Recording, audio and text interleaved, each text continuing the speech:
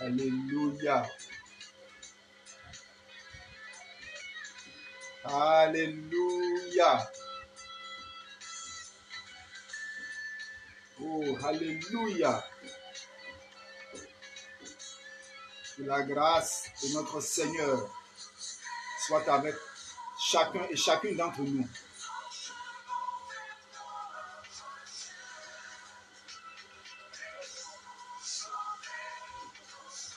Soyez bénis pour votre présence.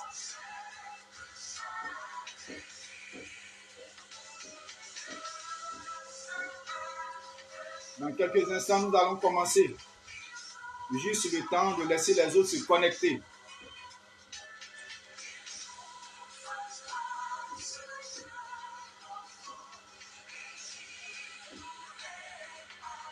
Alléluia, alléluia, alléluia. Et le Saint-Père, veuille nous sauver. Il nous envoie son secours.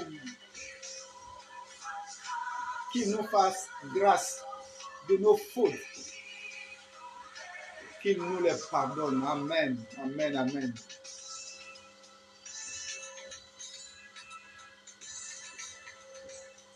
Alléluia, alléluia, alléluia.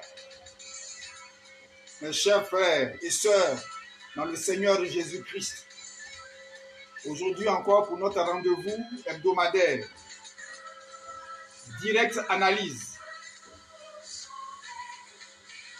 nous avons à étudier 4 textes. 2 textes du Bénin et 2 textes du Nigeria. C'est-à-dire le Saint-Siège au Bénin et le siège international au Nigeria. Nous allons commencer par les textes du Nigeria. Donc apprêtons-nous pour recevoir la parole. Que Dieu nous bénisse. Que Dieu nous bénisse. Que Dieu nous bénisse abondamment.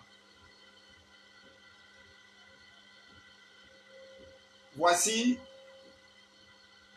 comme je l'ai dit, nous commençons par les textes du Nigeria.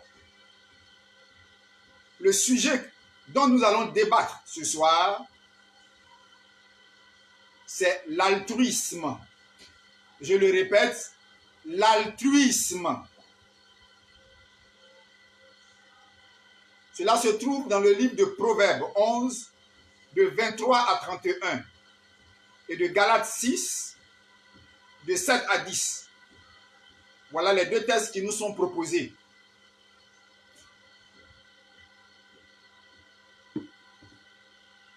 Donc, comme je le disais, nous allons parler de l'altruisme. Nous allons commencer par définir ce qu'on entend par altruisme. L'altruisme, c'est une disposition, d'après le dictionnaire, à s'occuper d'autrui. Donc, tu as bien entendu, à s'occuper d'autrui. Et dans autrui, il y a le mot prochain. Donc, c'est s'occuper du prochain. Donc, nous allons voir des étapes de cette étude. D'abord, nous allons étudier le prochain, c'est-à-dire les autres. Ceux qui ne sont pas nous, les autres. Et en deuxième temps, nous allons voir comment, en s'occupant des autres, on peut avoir des retombées bénéfiques. Et j'ai intitulé cette deuxième partie, le bienfait n'est jamais perdu. L'adage populaire le dit, le bienfait n'est jamais perdu. Donc, nous commençons d'abord à tirer l'essence des deux textes. Quand vous prenez le premier texte, Proverbe 11, le verset 23, on dit, le juste, c'est celui qui fait du bien. Le juste, c'est celui qui fait du bien. Ce n'est pas être riche. Ce n'est pas parce qu'on est riche qu'on donne. Ce n'est pas parce qu'on a de l'argent qu'on donne. Même le pauvre, celui qui est moyen, le cadre moyen, celui qui est dans une pauvreté relative, peut et doit donner. Tu as bien entendu. Il n'y a pas seulement que les riches qui doivent donner. Parce que parmi les riches, il y a ceux qui sont méchants. Il y a ceux qui sont bons. Parmi les pauvres, il y a ceux qui sont méchants. Il y a ceux qui sont bons. Donc, est juste celui qui donne. C'est celui-là qui est déclaré juste par le ciel. Laisse-moi te dire quelque chose à propos des pauvres. Et je l'ai toujours dit, et je vais le répéter encore aujourd'hui. Certaines personnes sont bonnes parce qu'elles sont pauvres. Tu n'as pas compris? Certaines personnes sont bonnes. Quand tu gardes ta voiture, ils sont prêts à prendre ton sac, à laver ta voiture, à laver tes habits, à être serviables. Pourquoi? Simplement parce qu'elles sont pauvres. Tu veux savoir si cette personne est bonne ou méchante? Donne-lui 10 millions. Donne 10 millions à cette personne qui dort dans ton salon. Tu vas voir son vrai caractère. Car l'argent est un révélateur de caractère. Je le répète, l'argent, c'est un révélateur de caractère. Quand cette personne aura 10 millions, 20 millions, 100 millions, tu vas voir comment il va regarder les autres de haut. Tu vas voir comment il va commencer à être rempli d'orgueil et à parler désormais aux gens. Pourtant, c'est la même personne qui était pauvre dans ton salon. Donc, vous voyez, ici, donner n'a rien à voir avec être riche ou être pauvre. C'est une question de cœur, de sensibilité, de caractère et de vie. Au verset 25 de la première lecture, il est écrit, le bienfait n'est pas perdu. Je traduis pour vous. L'âme bienfaisante. C'est de ça qu'il s'agit. L'âme bienfaisante. C'est celui-là qui pourvoit pour les autres. Et pourquoi le bienfait n'est jamais perdu? Quand vous prenez le verset 25, on dit celui qui arrose, à son tour sera arrosé. Voilà pourquoi on dit le bienfait n'est jamais perdu. Celui qui recherche le bien s'attire la faveur. Voilà pourquoi on dit le bienfait n'est jamais perdu. Dans la deuxième lecture, au verset 7, on dit ce qu'un homme aura semé, il le moissonnera aussi. Le aussi veut dire également. Le aussi veut dire il le moissonnera en proportion de ce qu'il a semé. Que ce soit de manière matérielle, que ce soit de manière spirituelle, que ce soit en amour, que ce soit... C'est comme ça. Ce que tu donnes, c'est ce que tu vas recevoir en retour. Et pour toi, ce sera multiplié. Donc, voilà bien ce qui cadre avec le thème que j'ai choisi, l'altruisme. Aider les autres et le bénéfice qu'on en a en retour. Grand 1. Autrui. Ou si tu préfères, le prochain. Quand tu aides le prochain, forcément que tu vas récolter. Je le répète, quand tu aides quelqu'un, forcément que tu vas récolter. Pourquoi? Parce que c'est une semence, exactement comme le grain d'arachide ou le grain de maïs que tu mets en terre. Vous voyez, ce thème, je l'ai déjà prêché le 1er février 2019. Donc, je l'ai remis au goût du jour à partir des deux textes qui nous ont été donnés. Quand vous prenez Luc 10, à partir du verset 25 jusqu'à 35, c'est Jésus qui parle. Jésus pose une question à un docteur de la loi. Tu as bien entendu, un docteur de la loi. Jésus lui pose une question. Jésus lui dit, qu'est-ce qui est dit dans la parole de Dieu? Que te dit la loi? Que nous enseigne la loi? Et ce docteur va résumer en une seule phrase toute la loi de Moïse, les 5 livres de Moïse, plus les prophètes, plus les cantiques, c'est-à-dire les psaumes. Il va résumer tout ça en une seule phrase. Il dit à Jésus, tu aimeras Dieu de tout ton cœur, de toute ton âme et de toute ta force. Waouh, waouh, waouh. Et il ajoute, tu aimeras ton prochain comme toi-même. J'applaudis. J'applaudis pour ce docteur. Je te rappelle, hein, c'est un docteur. Mais là où il va tout gâter, à la fin, il demande à Jésus, qui est mon prochain? Un docteur. Ce qui suppose qu'il y a beaucoup de prédicateurs dans notre église. Il y a beaucoup de prédicateurs qui prêchent, mais qui ne comprennent rien à ce qu'ils prêchent. Ils prêchent vrai. Ils prêchent vrai. Mais il y a une signification profonde. Il y a un remarque caché dans chaque parole dite qu'eux-mêmes ne sont pas capables de relever.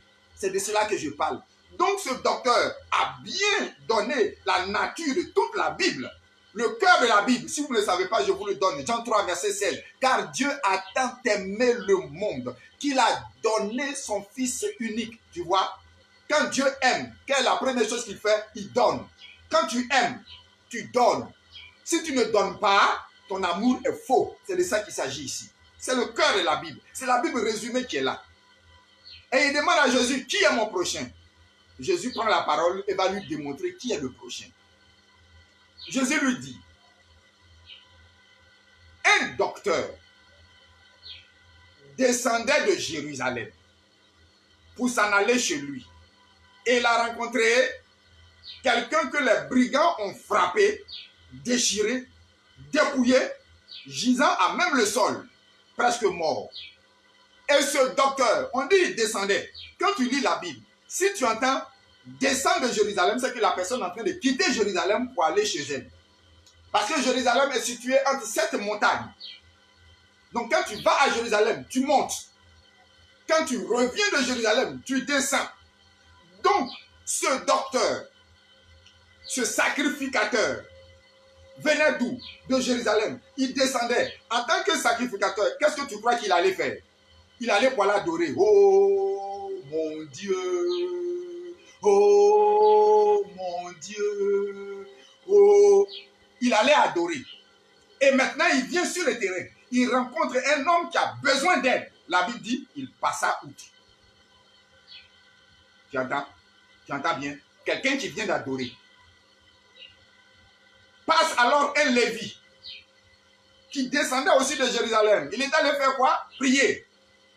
Faire des offrandes. Il rencontre la même personne. Il passa outre. Vient alors un Samaritain. Tu as bien entendu, un Samaritain.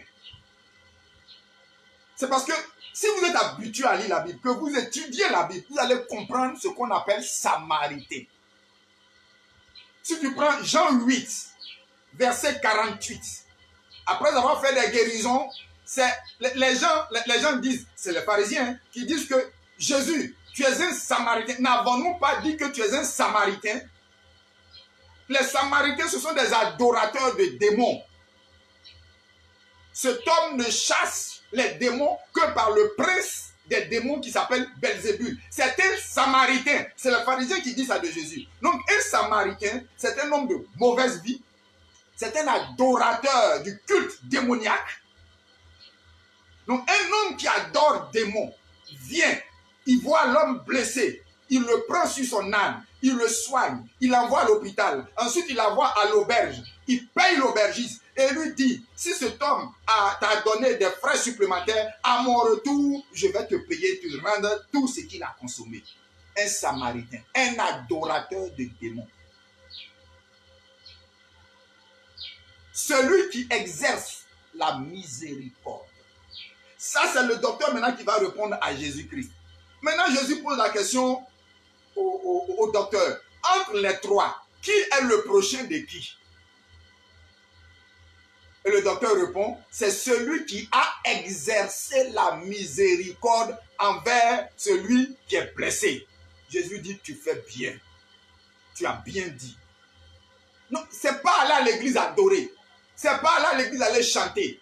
Ce n'est pas pour aller prier. Ce n'est pas pour aller faire des dons, des prédations, montrer. Non, ce n'est pas ce qui est important à l'église. C'est important. Adorer, c'est important. Tu te rappelles de ce que Jésus a dit au jeune homme? Il a dit au jeune homme, va, 1, va, 2, distribue, 3, viens, 4, et suis-moi. On dit le jeune homme est parti tout triste. Et Jésus lui a dit, si tu veux être parfait, c'est-à-dire tu as adoré, tu as prié, tu as respecté les 10 commandements, tu as tout fait. Mais si tu veux que ton adoration, ta relation avec Dieu soit parfaite, il te reste Jésus lui a dit, il te reste une seule chose.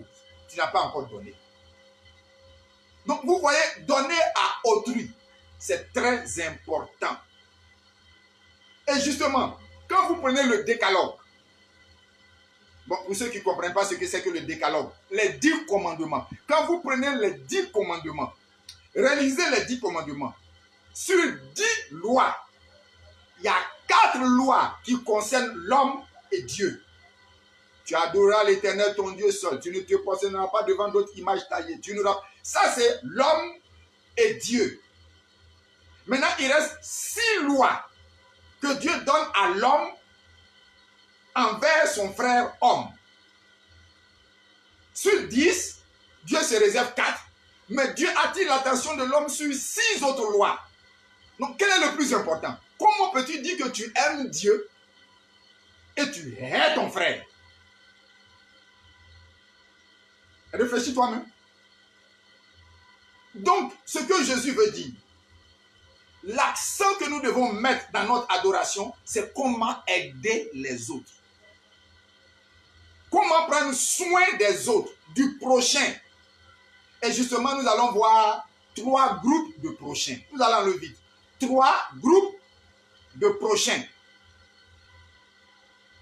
Dans le décalogue dont je viens de parler tout à l'heure, les 10 commandements, la première loi de l'homme envers son frère homme, c'est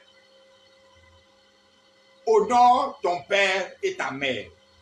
Donc notre premier prochain, c'est nos parents. Tu as bien entendu. Notre premier prochain, c'est nos parents. C'est mon père, c'est ma mère, c'est mes frères, c'est mes soeurs, c'est ceux qui sont avec moi à la maison. Voilà mon premier prochain. Donc le premier prochain, c'est la famille. Prends 1 Timothée 5, verset 8. Il est écrit, si quelqu'un n'a pas soin des siens,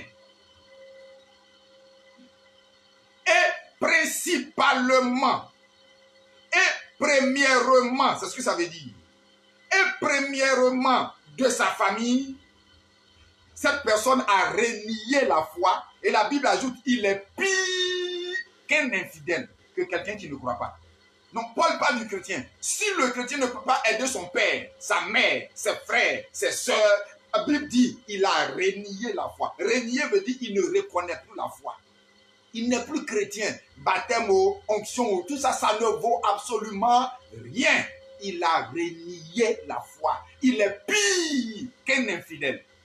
Il est pire qu'un païen. Premier prochain, ma famille. Deuxième groupe de prochains. Cela se trouve dans la deuxième lecture au verset 2. C'est Paul qui parle aux enfants de Galate. Il leur dit, pratiquons le bien envers tous, surtout envers les frères en la foi. Donc on parle entre nous chrétiens. Le deuxième groupe de prochains, ce sont les chrétiens, les frères chrétiens, les sœurs chrétiens, l'église, le corps de Christ. Voilà le deuxième groupe de prochains. Il dit envers les frères à la foi, pratiquez le bien envers ceux-là. Écoute ce que Jésus dit. Matthieu 5, à partir du verset 22. Jésus dit, si quelqu'un se met en colère, seulement en colère contre son frère, il dit, les juges doivent le juger et le mettre en prison. Hein? Oui, colère. Si tu te mets en colère contre ton frère et ta soeur, et que ce qui t'a fait là, tu rumines, ça te fait mal, tu dors avec, jusqu'à ce que tu te réveilles le lendemain, on doit te mettre en prison. On doit te livrer au juge pour te juger.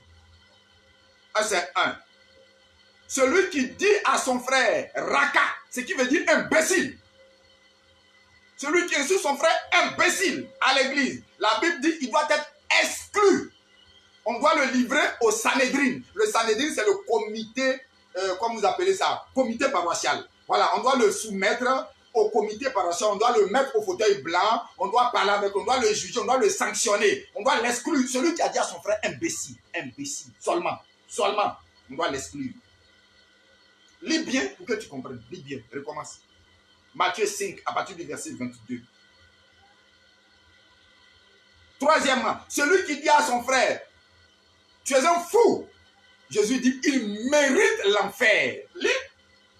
Lis, si tu n'es pas sur lis, celui qui dit à son frère, tu es un fou, il mérite l'enfer.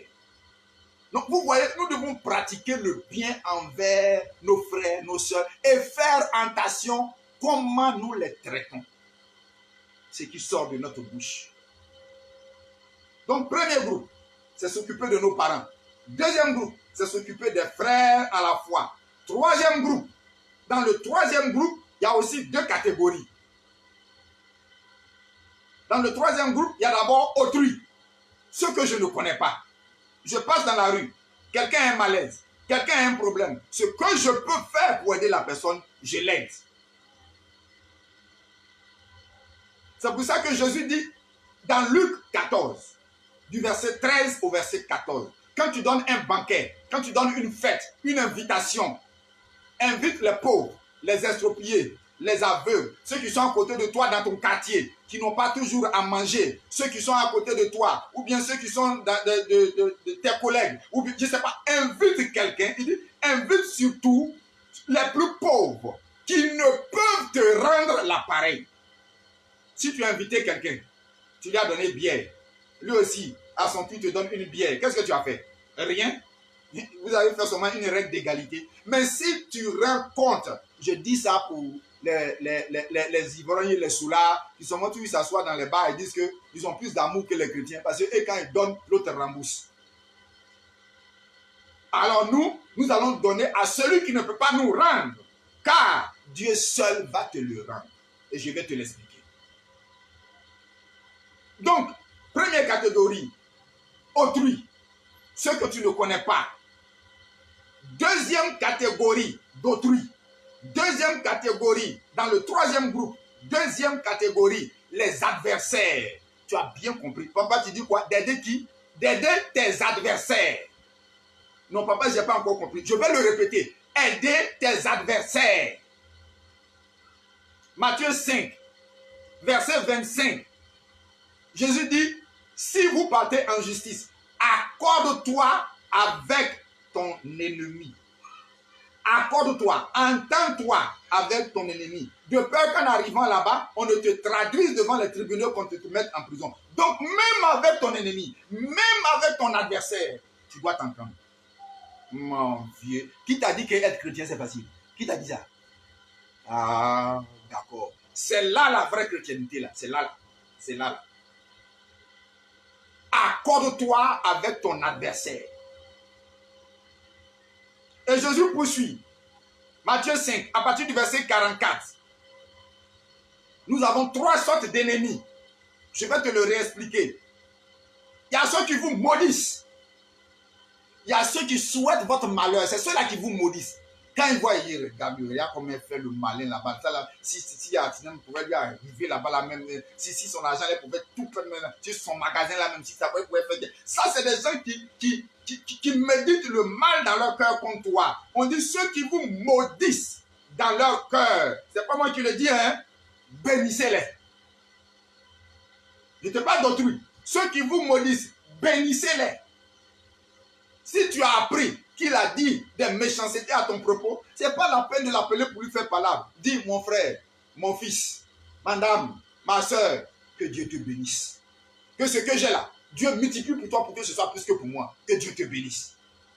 Ceux qui vous maudissent, bénissez-les. Deuxième sorte d'ennemi, ceux qui vous haïssent. C'est-à-dire celui qui veut ta mort, le sorcier, celui qui te hait. Car la Bible dit, celui qui hait son frère est un meurtrier. Donc quand quelqu'un te hait, c'est pour te tuer. Donc ceux qui te haïssent, ceux qui souhaitent ta mort, ta disparition, la Bible est claire là-dessus. Faites-leur du bien. Faites-leur du bien. S'il vient devant toi qui n'a pas mangé, donne-lui à manger. Tu vas au village, paye savon, paye serviette, paye natte, paye les choses nécessaires là. Va lui donner. Tu vas voir ce que ça va faire. Tu vas voir pourquoi Dieu dit de faire ça. Je vais te le dire à la fin. Tu vas voir pourquoi ça fait ça. Donne à autrui. Donne à celui qui est ton ennemi déclaré. Donne à celui qui te hait dans son cœur. Tu connais, mais fais-lui du bien. Troisième ennemi. Il dit ceux qui vous maltraitent, c'est-à-dire ceux qui sont au-dessus de vous, vos patrons. Si vous êtes fille de maison, si vous êtes subalterne dans un bureau, ceux qui vous maltraitent, qui sont toujours dominateurs sur vous, qui veulent toujours vous rabaisser, la Bible dit, priez pour eux. Ah, papa, c'est pas moi qui ai écrit. C'est écrit là, priez pour eux. Priez pour eux. Je vais plus loin. Exode 23, verset 4. La Bible dit, si tu vas dans le champ et que tu vois le bœuf de ton ennemi qui est égaré, ou bien qui est en train de s'écouler sous un gros poids de bagages, la Bible dit, prends le bœuf de ton ennemi et ramène-le lui. Tu peux faire ça? Tu peux faire ça? Tu peux faire ça? Ça c'est bœuf. C'est pas ce que ça veut dire. C'est juste une image que la Bible a donnée. Mais chez nous, en ville, la voisine, la veille, vous avez fait palabre. Vous avez fait palabre. Vous êtes insulté. Vous avez dit n'importe quoi sur la route. Et puis, cette femme a voyagé. Ou bien elle est partie au marché. Et puis, tu entends que son enfant est tombé, est en train de mourir. Tu as le devoir de prendre l'enfant, de l'envoyer à l'hôpital, de dépenser ton argent. C'est ça le bœuf là. Le bœuf qui est égaré là, c'est ça là. Prends l'enfant, soigne-le, ramène-le à ta voisine. C'est ça, être chrétien. Chrétien là, c'est ça là. C'est pas l'adorer, c'est pas aller crier, c'est pas se porter en blanc, porter les gros. Non. Être chrétien, c'est ça là. C'est ça là qu'on appelle chrétien. Ressembler à Christ. Petit Christ, c'est ça. Pourquoi tu dois faire cela? Je donne à peu près les derniers versets. Romains 12, verset 20. La Bible dit, en faisant ainsi, ce sont des charbons ardents que tu amasses sur sa tête. Ah là, ça te fait plaisir maintenant. Hein? Vous aimez jeter le feu. Non. On dit en faisant du bien à ton ennemi, du bien à celui qui te hait, du bien à celui qui te poursuit, du bien à celui qui t'insulte. C'est des charbons ardents que tu mets sur sa tête. On n'a pas dit que tu es en train de le brûler. Oh, vous ne comprenez pas. Vous ne comprenez pas la parole de Dieu. Je vais te l'expliquer. Reste tranquille. Je vais t'expliquer ce que ça veut dire. Parce que vous aimez mettre le feu sur sa tête pour que la personne à laquelle tu es brûlée. Ce n'est pas pour le brûler. Dis-moi, quelle est la première chose qu'un homme fait quand il a chaud? Quand quelqu'un a chaud, la première chose qu'il a tendance à faire, c'est de quoi? C'est de se déshabiller. C'est de ça qu'il s'agit. En mettant le charbon ardent sur la tête de la personne, elle se déshabille, elle se met nue devant toi, elle s'humilie. Voilà, tu as bien trouvé. C'est ce que ça veut dire. la personne qui t'a fait parler bien là, va venir devant tout se mettre à genoux. Eh ma soeur, merci. Eh ma soeur, merci. Je ne savais pas que tu étais comme ça. Eh, tout ce que tu as dit hier, pardon. Pardonne-moi, oh, pardonne-moi. Vraiment, si tu n'étais pas ma soeur, tu ne pouvais pas faire ça. Envoyer mon enfant à l'hôpital, dépenser de l'argent, non, tu ne pouvais pas faire ça. C'est de ça qu'il s'agit. Et la Bible dit, en faisant ainsi, c'est ainsi que vous serez fils de votre Père qui est dans les cieux. C'est maintenant que tu vas être fille ou fils de ton Père. Voilà comment il faut s'occuper d'autrui. Le bienfait n'est jamais perdu. Grand 2. Quand tu remontes dans Ecclésiaste 11, à partir du verset 1, la Bible dit, jette ton pain. Ce que tu as pris pour soigner l'enfant là, ce que tu as donné à autrui, tout ce que tu as payé pour aller donner à tes ennemis au village, jette ton pain à la surface des eaux. Avec le temps, tu le retrouveras. Jette ton pain dans la mer, car la mer, à cause des vagues, ramène tout ce qui est dans la mer, tout ce qui est à la surface de la mer le renvoie toujours vers le rivage. Donc si tu le rejettes, ça te revient. Mais quand tu jettes du pain, le pain tu l'as jeté sec. Quand le pain te revient, il est comment? Il est gonflé. L'eau l'a gonflé. C'est-à-dire qu'il a été multiplié avant de venir te retrouver. Jette ton pain à la surface des eaux. Avec le temps, tu le retrouveras. Quand tu vas au verset 3, il y a une belle image dedans qui m'a longtemps choqué, je n'ai pas compris. Si le Saint-Esprit me l'avait expliqué. Il dit, quand les nuages sont chargés d'eau, c'est alors que ça descend. Donc ce n'est pas 10 francs que tu as donné, c'est pas pour ça que Dieu va te bénir. Ensuite 100 francs, ensuite 1000 francs, ensuite 10 000 francs. C'est quand les nuages sont chargés que ça redescend. Donc, charge ton compte en banque. Charge ton compte en banque. Charge les nuages jusqu'à ce qu'il pleuve sur toi, ta maison et ta famille. Mais il dit ceci. Quand un arbre est coupé, est tombé, là où il est tombé là, c'est là il reste. Je n'ai pas compris ce que ce verset vient se coller aux nuages chargés d'eau. Lis Ecclésiaste 1, verset 3, tu comprendras. Tu comprendras ce que ça veut dire. Et je vais te l'expliquer. Alléluia. Quand l'arbre est coupé, là où il est tombé là, c'est là. Ta société est tombée. Toi-même, tu n'as plus rien. Ton compte en banque est fini. Et tout le monde t'a rejeté. Et puis tu es là. Personne ne te regarde. C'est l'arbre là qui est tombé comme ça.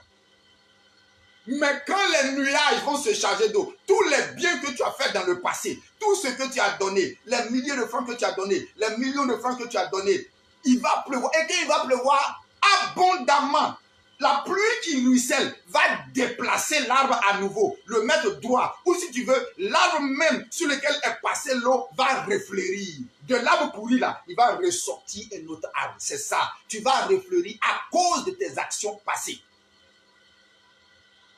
Voilà pourquoi il faut faire toujours du bien à autrui. Alléluia, alléluia, alléluia. 2 Thessaloniciens 3, verset 13. Ne vous lassez pas de faire le bien. Ne te fatigue pas de faire le bien. Il ne faut pas dire j'ai fait ça 2 fois hier, hein? J'ai fait ça 3 fois hier, ah, j'ai donné, hein, ici là, j'ai eu quoi dedans? Non. La Bible dit, ne vous lassez pas de faire le bien, car Dieu vous récompensera au temps convenable. 1 Thessaloniciens 5, verset 15. Poursuivez toujours le bien. C'est écrit. Poursuivez toujours le bien.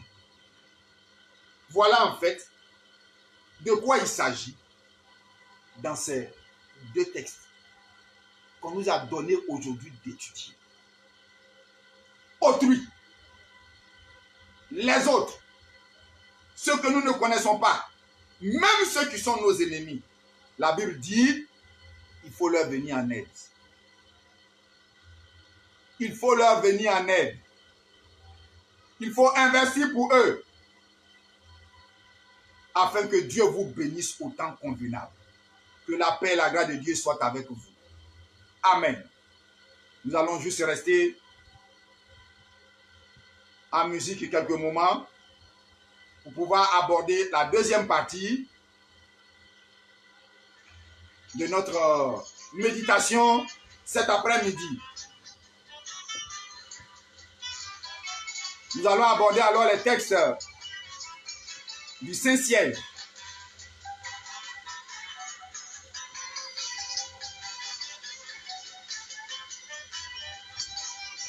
Méditons quelques instants.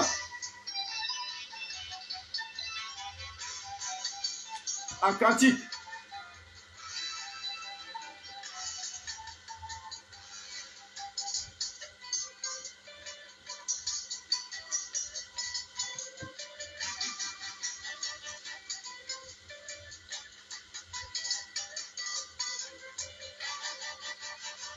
Alléluia.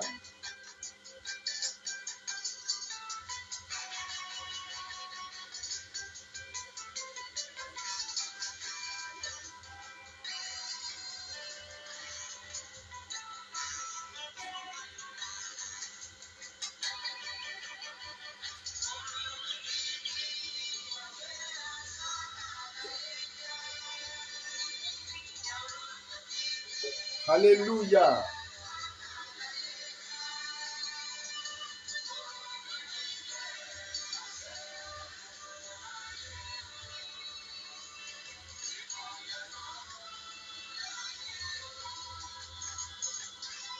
Nous avons encore 20 minutes à passer ensemble pour boucler 1 heure.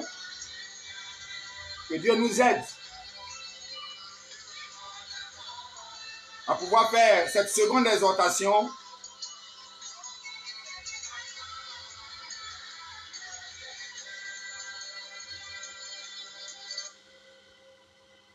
Cette seconde exhortation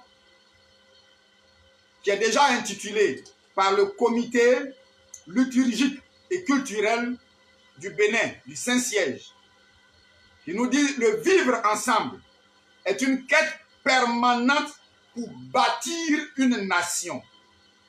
Et les textes qui nous sont proposés sont dans Psaume 133, de 1 à 3, et Éphésiens 4, de 1 à 6.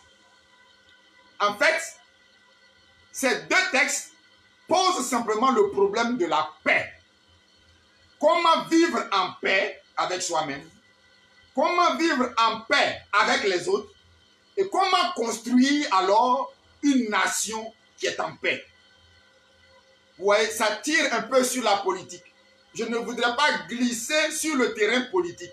Parce qu'ici, nous sommes dans une assemblée chrétienne et nous parlons à des cœurs chrétiens. Je ne suis pas politicien. Je vais dire ce que la Bible me dit et je vais m'arrêter là. La paix, le vivre ensemble. Regardez le titre qui nous a été donné. Le vivre ensemble.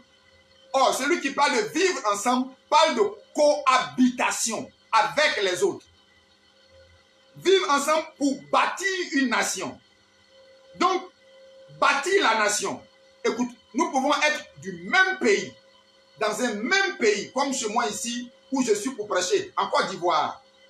Nous sommes dans le pays de la Côte d'Ivoire. Mais est-ce que la Côte d'Ivoire est encore une nation? C'est quand nous cohabitons ensemble, quand nous sommes dans la paix, nous nous brassons en tant que différents peuples, que peu à peu, on commence à bâtir la conscience de la nation. Pour devenir nation, il faut la paix. Voilà le texte, le thème qui nous est proposé. Écoute, tout ça, être en paix, vivre ensemble, nous fréquenter, c'est tout ça là qui va consolider notre paix ou envoyer une grande paix d'où va venir la prospérité et le bonheur. C'est les deux textes qui nous le disent. Allons doucement. Prenez la première lecture, Psaume 133. Le plus souvent, quand je vous dis d'étudier la Bible, vous croyez que c'est une chanson pour moi. Vous lisez la Bible, c'est bien. C'est parfait si vous lisez la Bible. Mais ce que je souhaite pour vous, non seulement de la lire, mais de l'étudier. Prenez un verset, cherchez un autre renvoi. Allez fouiller dans une autre Bible. comparer avec une autre parole. Chercher, trouver 5 paroles à propos du même thème, les mettre ensemble, chercher la définition, chercher le pourquoi, chercher la solution, chercher la bénédiction, chercher qui découle de qui. C'est ça que j'appelle étudier la Bible. Ce n'est pas la lire. Pourquoi je dis cela? Parce que le psaume qui nous est proposé ici fait partie de 15 psaumes qu'on appelle les psaumes du degré. Oui, les psaumes du degré. Et les psaumes du degré sont un tout qui commence au psaume 120. Alors, quand on parle de degré, on parle de marche, d'escalier. Voilà, si tu n'as pas compris. Escalier. Donc la première marche, c'est le psaume 120. La dernière marche, c'est le psaume 114-115. Donc, à la première marche, là, tu vas voir, c'est quelqu'un qui est complètement dans la détresse, souffrant, mourant, et il s'adresse à Dieu. Au fur et à mesure qu'il s'adresse à Dieu, psaume 121, il monte, psaume 122, il monte, psaume 123, jusqu'au psaume 133, qui est la 14e marche. Et au psaume 134, c'est la 15e marche. Donc, nous sommes presque à la fin. Nous sommes à la 14e marche. Psaume 133. Écoutez le message. Il dit, c'est David qui parle. Il est presque au sommet. Il est arrivé. C'est un pays qui est en construction. Donc, qui a bâti sa paix. Qui est presque arrivé au sommet. Et David dit, au verset 1, qu'il est doux, qu'il est bon pour des frères, pour des sœurs. Ça veut dire quoi? Pour ceux qui sont nés du même sang ou du même ventre. Donc, des frères consanguins et des frères utérins. Or, ceux qui sont frères et sœurs, ils vivent où? Dans la même maison. Donc, ils cohabitent. Jusqu'à ce qu'ils soient ensemble. Il y a la cohabitation et à être ensemble. Ou ensemble, c'est-à-dire dans la même maison, vous avez la même éducation, vous mangez la même nourriture et vous jouissez des mêmes privilèges. Voilà ce qu'on appelle vivre ensemble.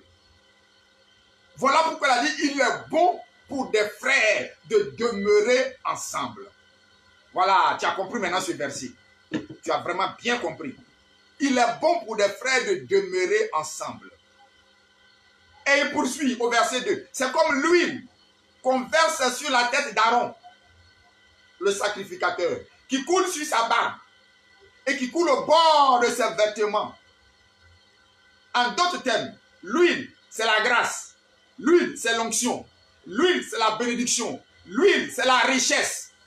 La même huile qui descend sur la tête du chef de la République, du chef de l'Église, du chef de la région, du chef de l'Assemblée.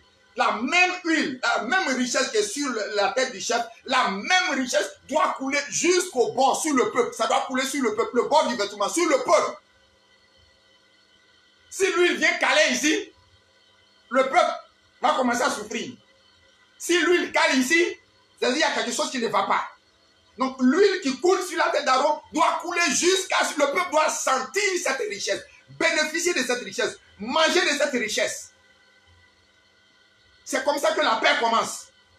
C'est comme ça qu'un chef doit consolider, commencer à entreprendre et consolider la paix.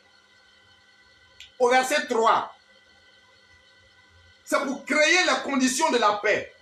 Il dit, c'est comme la rosée qui descend sur le sommet de la montagne, la rosée de l'Hermon. Et quand ça descend sur le sommet, ça coule jusqu'au bas, en tant que rivière, en tant que source, pour que ceux qui sont en bas s'abreuvent. Je ne fais pas de la politique. Je dis ce que les textes me disent. J'enseigne ce que les textes me disent d'enseigner, sans rentrer dans la polémique, sans montrer quelqu'un du doigt. C'est valable pour l'Église. C'est valable pour nos chefs religieux. C'est valable pour les pasteurs. Regardez dans l'église, les couples sont en souffrance. Les jeunes gens ne se marient pas. Les jeunes gens n'ont pas de boulot. Pourquoi? Parce qu'à la tête, on ne se bat pas pour eux. Chacun se bat. Lui là, ça reste ici sur la barbe de ceux qui sont à la tête. C'est de ça qu'il s'agit. C'est de ça là qu'il s'agit. Mais où naît la paix? D'où vient la paix? Écoute, c'est Jésus qui parle. Dans Jean 14, verset 27, Jésus dit une chose extraordinaire. Il dit, je vous laisse la paix. Je vous donne ma paix. Mon frère, ce n'est pas la même chose. Non, non, non, non, non, ce n'est pas la même paix. Je vous laisse la paix. Je laisse la paix où? Entre vous, au milieu de vous, entre homme et homme. Je vous laisse la paix. La paix que vous cherchez là, ça y est au milieu de vous. Ça, c'est à vous de le cultiver. Mais maintenant, je vous donne ma paix. Il y a la paix qu'on laisse et il y a la paix qu'on donne. Jésus dit, je vous donne ma paix. La paix, moi, ma paix là. Je vous la donne. Où? Dans ton cœur. Mais l'autre paix que le monde cherche, je vous la laisse. Ça, vous-même, vous pouvez cultiver cela. Donc, je vous laisse la paix. Je vous donne ma paix. Écoute bien. La paix de Jésus se trouve où? Dans notre cœur. Et il continue. Je ne vous donne pas cette paix comme le monde donne. Le monde, pour te donner la paix, te l'impose. Il te l'impose par l'esclavage. Il te l'impose par la colonisation. Il te l'impose par les armes. Il te l'impose par des intérêts. Ce n'est pas moi qui ai dit. C'est le premier président de la République de Côte d'Ivoire qui l'a dit. Félix Houphouët-Boigny. Un pays n'a pas d'amis. Un pays a des intérêts. Donc quand un autre pays va venir te coloniser, ce n'est pas affaire d'amitié. C'est parce qu'il gagne quelque chose sur toi. Un pays n'a pas d'amis. Un pays a des intérêts. Voilà comment le monde donne sa paix. Ça, c'est la paix du monde. Ça. Jésus dit, c'est pas comme ça que moi je donne ma paix. Je vous donne ma paix. Je vous la donne. Vous ne demandez pas. Je vous la donne. C'est gratuit. Ma paix est gratuite. Maintenant, je parle à des chrétiens. La Bible dit qu'il y a 4 types de paix. Et je vais te citer les 4 types. Et je vais te dire où ça se trouve et comment faire. 4 types de paix. Nous venons de voir 2 paix déjà. Dans le livre de Jean que je viens de citer tout à l'heure. Jean 14, verset 27. Il y a la paix du monde. Ce que tout le monde cherche là. La paix du monde. Jésus dit, je te laisse ça. Ensuite, il y a la paix du cœur. Ça, c'est Jésus qui donne. La paix du cœur.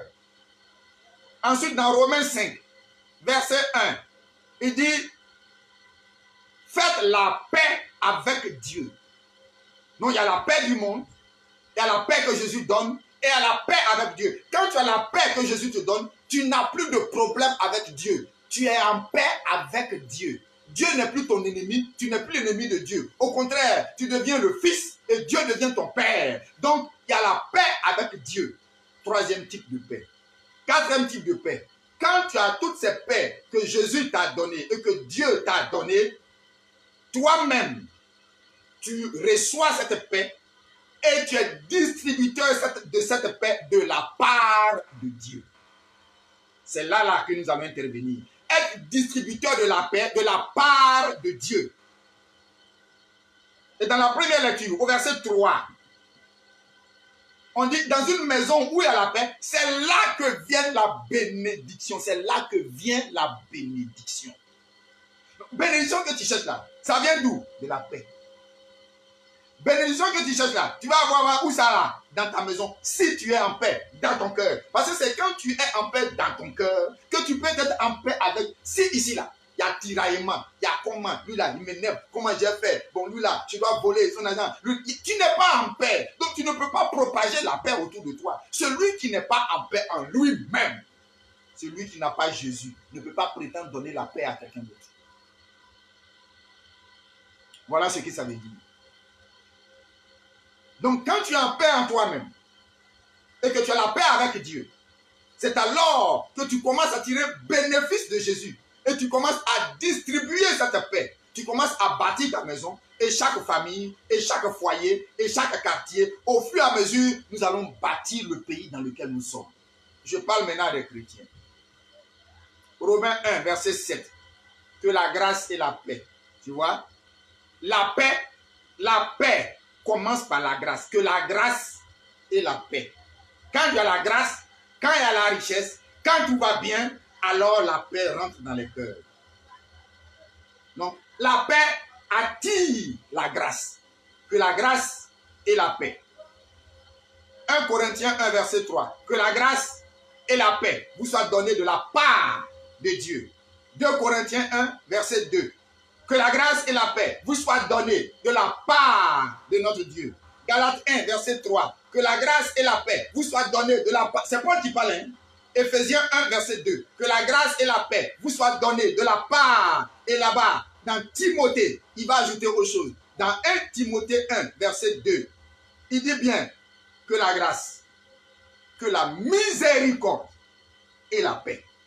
Entre la paix et la grâce, entre les deux, il y a la miséricorde. Dans une maison, si vous ne vous pardonnez pas, il ne peut pas avoir de paix.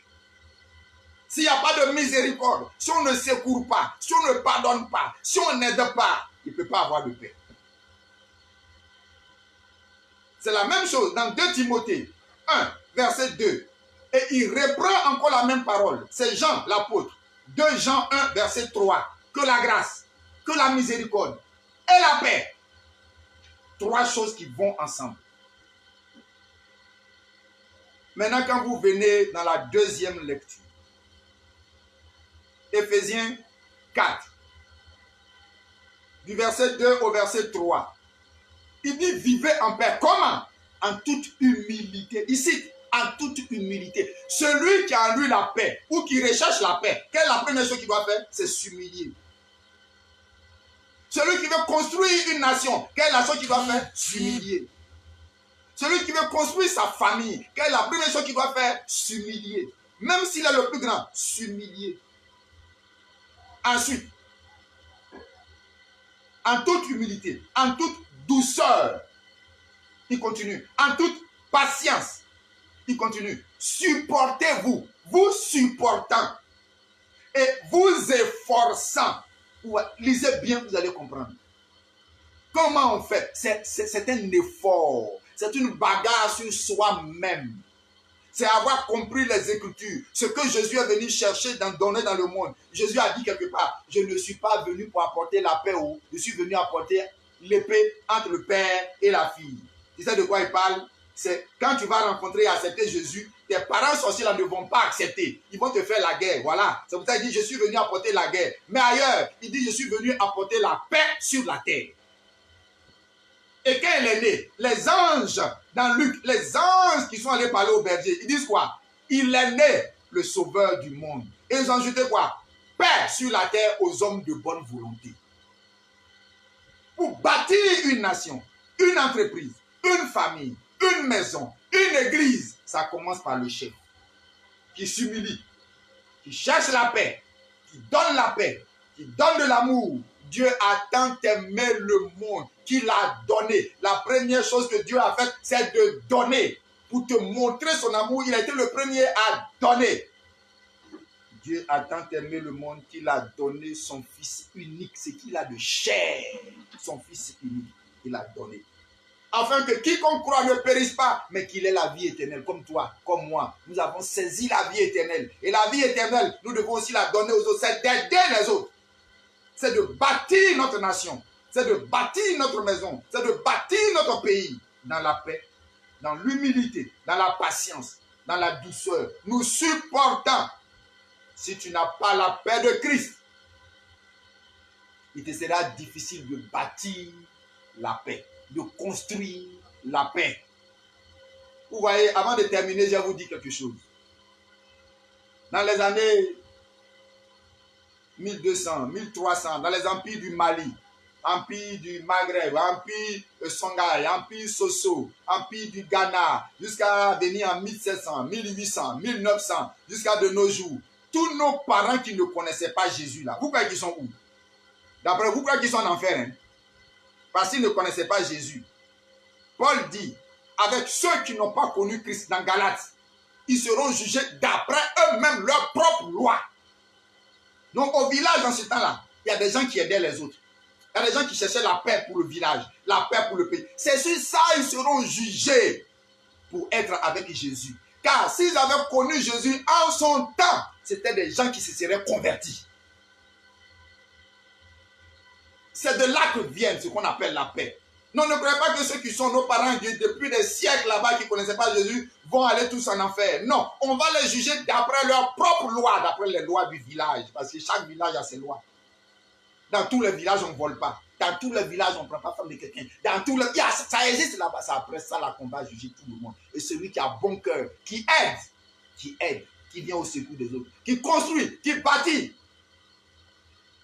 Frères, sœurs, voici les quelques paroles que j'ai eues pour toi ce jour. Dans les textes du siège international, on nous demande de faire du bien et de nous occuper d'autrui, car nous sommes en train nous-mêmes de préparer notre avenir céleste. Et ici, notre bonheur sur cette terre. Dans les textes du Saint-Siège, on nous dit d'être de bons chrétiens, de bons citoyens, qui, après avoir entendu Jésus, prend la paix dans son cœur pour exercer la paix de Jésus sur tout le territoire où il se trouve, de pacifier les cœurs afin que Jésus soit roi et que la paix vienne dans le pays. Voici ce qui nous est dit en substance. Que Dieu vous bénisse et par la grâce de Dieu, rendez-vous la semaine prochaine à la même heure. Que Dieu vous bénisse. Au nom de Jésus-Christ. Amen.